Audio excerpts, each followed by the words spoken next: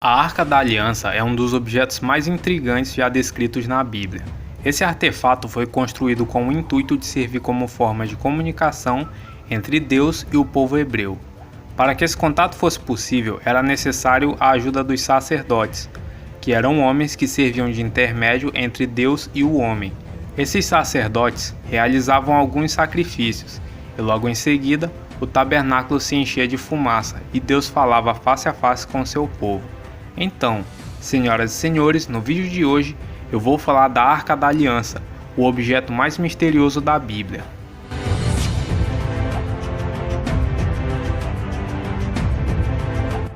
Após o povo hebreu sair do Egito, eles ficaram vagando pelo deserto e em meio a isso, Deus dava ordens e ensinamentos a Moisés, com o intuito de servir de instrução para o seu povo. Para receber essas regras divinas, Moisés ia até o pico do Monte Sinai, onde Deus se comunicava com ele. E foi assim que Moisés recebeu a tábua com os 10 mandamentos e o Torá, que seria a lei dos judeus. Além disso, Deus determinou que fosse construída a Arca da Aliança, um objeto que serviria não só para guardar o cajado e as tábuas, como também servisse de veículo de comunicação entre o povo hebreu e Deus. A construção. Bezalel fez a arca com madeira de acácia, com 1,10 m de comprimento, 70 cm de largura e 70 cm de altura. Revestiu-a de ouro puro por dentro e por fora, e fez uma moldura de ouro ao seu redor. Fundiu 4 argolas de ouro para ela, prendendo-as em seus 4 pés, com 2 argolas de um lado e 2 argolas de outro. Depois fez varas de madeira de acácia, revestindo-as de ouro e colocando-as nas argolas laterais da arca para que pudessem ser carregadas. Fez a tampa de ouro puro com 1,10 m de comprimento, para 70 cm de largura. Fez também 2 querubins de ouro batido nas extremidades da tampa. Fez ainda um querubim numa extremidade e o segundo na outra, formando uma só peça com a tampa. Os querubins tinham as asas estendidas para cima, cobrindo com elas a tampa, e estavam de frente um para o outro, com o rosto voltado para a tampa. Isso que eu acabei de ler é o capítulo 37 do livro de Êxodo, do versículo 1 ao 9.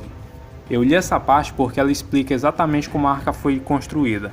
Além da arca, ainda se tinha alguns outros objetos sagrados, como o candelabro de ouro, a mesa de ouro que foi feita de madeira de acácia e foi revestida com ouro, onde todos os seus utensílios, como pratos e talheres, eram feitos de ouro, e o altar de incenso feito de madeira de acácia e revestido com ouro. A arca era colocada no tabernáculo, que, para quem não sabe, era um santuário portátil, vamos dizer assim, onde os hebreus guardavam e transportavam a arca e demais objetos sagrados. Só quem tinha acesso a esse local eram os sacerdotes. Como ela era usada? Para as pessoas terem um contato com Deus, era necessário fazer um ritual.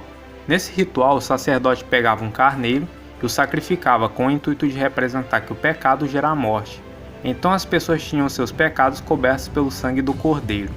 Assim, ficavam puras e poderiam falar com Deus, e era nesse momento em que o tabernáculo se enchia de fumaça. O que aconteceu com a Arca da Aliança? Bom, existem diversas hipóteses que tentam explicar o que de fato aconteceu com a arca, e eu vou falar uma por uma. A primeira é que os babilônios, em 586 a.C., teriam destruído a cidade de Jerusalém, sob a liderança do rei Nabucodonosor II.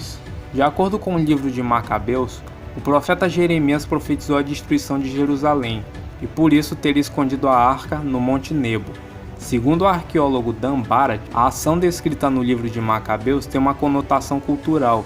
De acordo com esse estudioso, entre os judeus é comum dizer que algo foi posto no Monte Nebo quando este objeto foi perdido para sempre. Portanto, existe uma possibilidade de que a própria Bíblia relataria o fim da Arca da Aliança. No entanto, outros pesquisadores ainda contam com a possibilidade dos babilônios terem tomado a arca como espólio de guerra.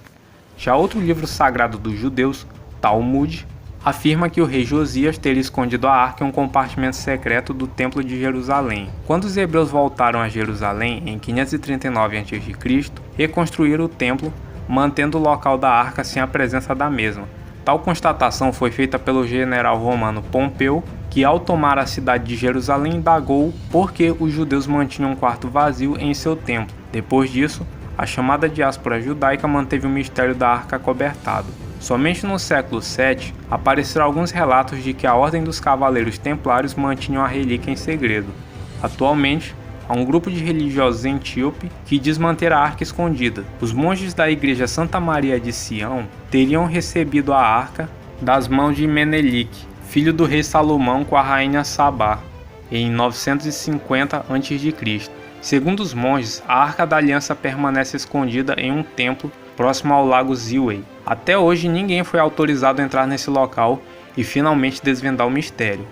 Já o Instituto do Templo de Jerusalém, organização judaica ultra-ortodoxa dedicada a reconstruir o edifício original, diz que a arca está embaixo do primeiro templo e será revelada a tempo quando for reconstruído.